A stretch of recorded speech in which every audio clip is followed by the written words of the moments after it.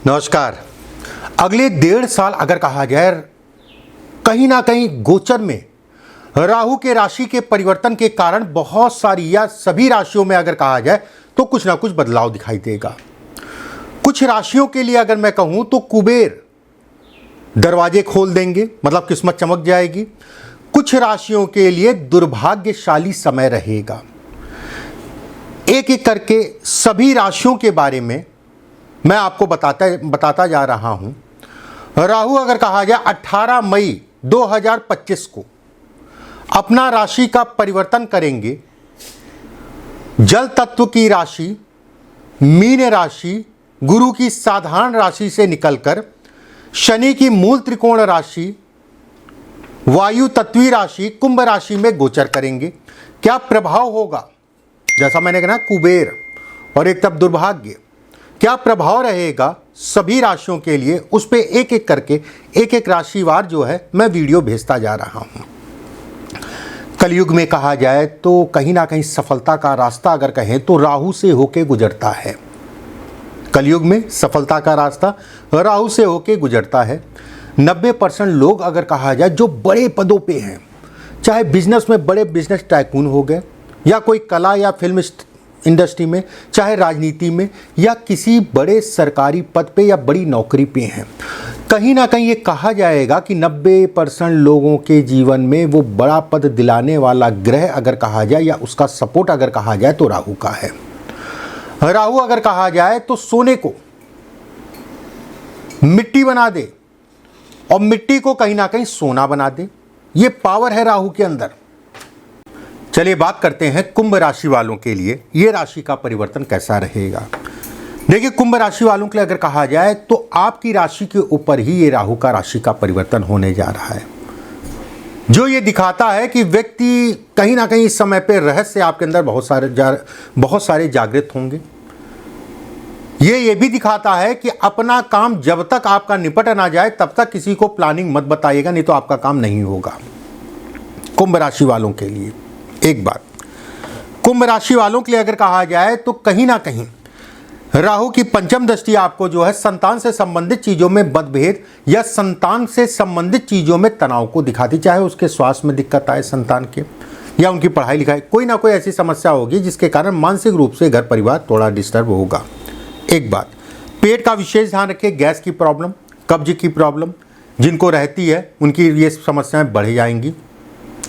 जो लोग राजनीति में हैं, जो लोग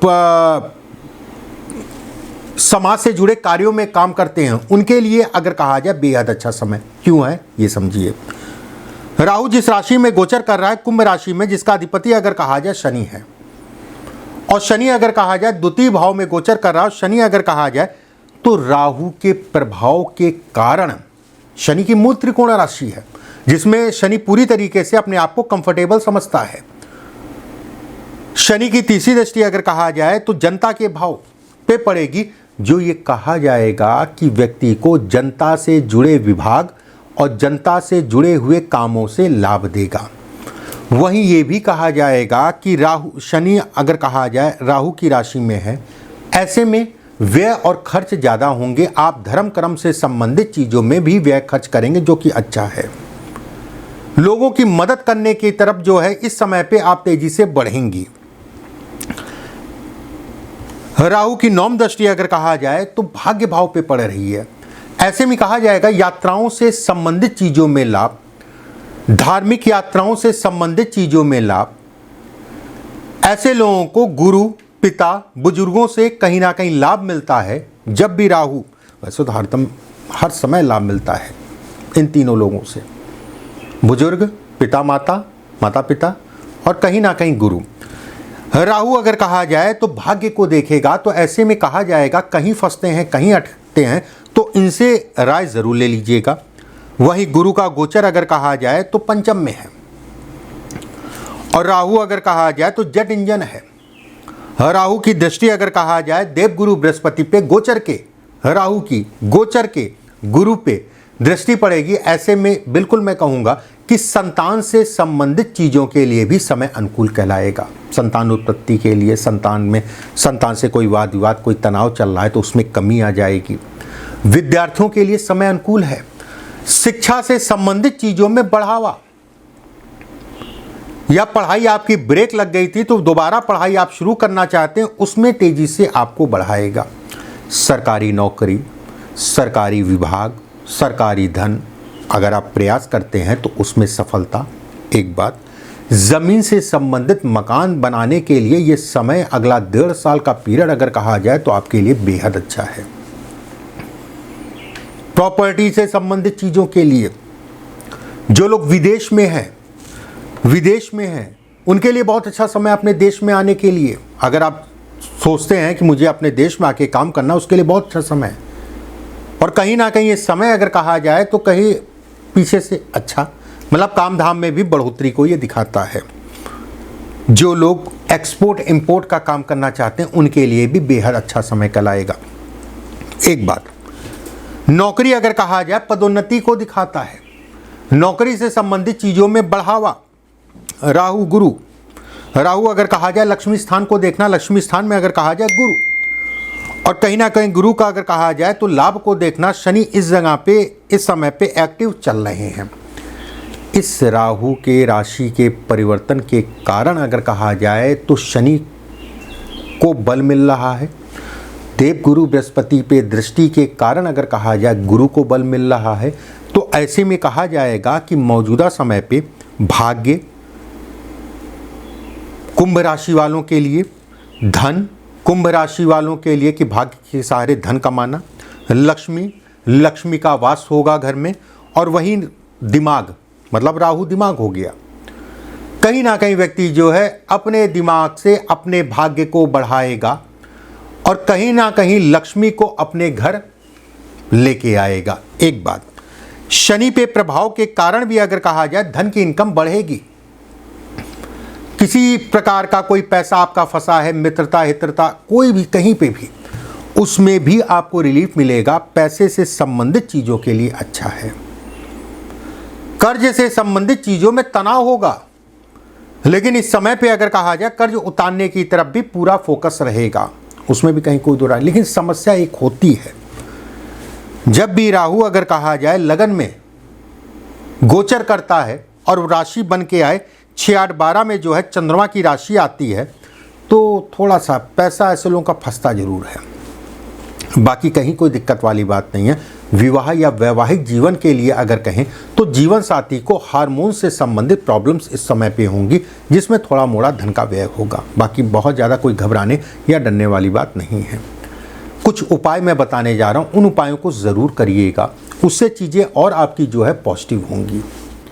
चलिए कुछ उपाय मैं बताता हूँ, उन उपायों को अपने जीवन में अपनाइए, चीज़ें और आपकी बेहतर होंगी। जो भी बीमार है या चीज़ें अटकती हैं फंसती हैं तो क्या करें, रात में 1 चम्मच जौ, आधा चम्मच काला नमक, ठीक है, वो पत्थर वाला काला नमक, वो ले लीजिए 1 लीटर पानी में। 1 लीटर पानी है या 2 लीटर पानी है, 2 लीटर में 2 चम्मच जौ डालिएगा पिसी हुई, और 1 चम्मच जो है आधा काला नमक डालिएगा। इस तरीके से अपनी ज़रूरत के अनुसार जो है अपने हाथ और पैर को आपको धुलना है। सोने से पहले बढ़िया से साफ कर लीजिए। ये तो तय है कि राहु इससे कहीं ना कहीं शांत होता है, शनि शांत होता है, बीमारियां, कर्ज, बरकत तीनों में आराम पड़ता है। एक नारियल ले लीजिए, नारियल जिसको हम लोग जो है पूजा में जो है फोड़ते नहीं, कोई भी काम में सफ़ेद सफ़ेद गरी निकलती है, उस नारियल को लीजिए, 2 टुकड़े में फोड़ लीजिए, अंदर की गरी जो है निकाल दीजिए। उसमें चीनी भर लीजिए, दोनों टुकड़ों में चीनी भर लीजिए, ठीक है। बुधवार और शनिवार के दिन, बुधवार और शनिवार के दिन हनुमान मंदिर में जाके हनुमान जी के पास इसको जो है चढ़ा दीजिए, अपनी दिक्कतें परेशानियों को बोलते हुए, ठीक है। ऐसा आपको 1 शनिवार किया, फिर दूसरा छोड़ दिया, फिर शनिवार किया, मंगल किया, फिर दूसरा मंगल छोड़ा, फिर मंगल किया। ऐसा आपको जो है 4 से 5 मंगलवार, 4 से 5 शनिवार। अगर किसी को बहुत ज़्यादा दिक्कतें हैं, परेशानियां हैं कि बिल्कुल ही फाइनेंशियली सब खराब हो गया, ख़त्म सा हो गया, या फिर कह लीजिए कोई बीमार बहुत ज़्यादा है, तो इसको 8 बार करिएगा, 8 बार, ठीक है, ध्यान रखिएगा, 8 बार करिएगा। माता की सेवा करना शुरू कर दीजिए। राहु हमेशा राहु अगर पीड़ित होगा तो माता पे सबसे ज़्यादा असर पड़ेगा, उनके सुखों में कमी कराएगा। जिनकी भी जन्म कुंडली में राहु पीड़ित है, जिनके भी हाथ में रेखाएं अगर कहा जाए राहु से संबंधित दिक्कतें हैं, मैं बिल्कुल कहूँगा उनकी दिक्कतें कहीं ना कहीं माता पे विशेष असर पड़ता है अगर राहु खराब है। शिवलिंग के ऊपर शुक्रवार के दिन अनार का रस, अनार होता है अनार का रस शिवलिंग के ऊपर शुक्रवार के दिन जो है अभिषेक करना शुरू कर दीजिए, बहुत आराम मिलेगा। ठीक है, बहुत आराम मिलेगा, उसमें कहीं कोई दो राय नहीं है।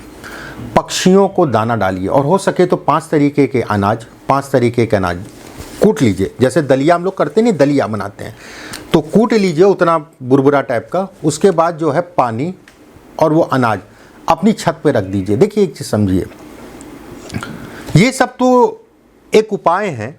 जैसे मैंने आपको, ये एक उपाय है जैसा मैंने आपको बताया कि दलिया बना के अनाज का जो है उसको रख दीजिए, उससे राहु शांत होता है, उसमें कहीं कोई दो राय नहीं है, इसमें कहीं कोई। लेकिन एक चीज़ इसमें भी बहुत अच्छी होती है, कम से कम जीवों के सिर्फ आप हैं, जानवरों की रक्षा या जानवरों को खिलाने, भाई बुद्धि आपको दिया, हाथ पैर जो है चलाने के लिए, उसको यूज़ करने के लिए आपको दिए हैं, किस तरीके से यूज़ करना है वो दिमाग दिया उसके लिए। जानवरों के पास भी हाथ पैर हैं, लेकिन आपके हाथ पैर और उनके हाथ पैर में अंतर है। तो थोड़ा सा सेवा भी कर लीजिए, एक पंथ दो काम, एक मन में संतुष्टि भी मिलेगी और कहीं ना कहीं राहु की पीड़ा भी शांत होगी। वीडियो को ज़्यादा से ज़्यादा शेयर कर दीजिएगा, अच्छा लगे तो लाइक और सब्सक्राइब जरूर करिएगा। राधे राधे लिखना कमेंट बॉक्स में मत भूलिएगा। नमस्कार।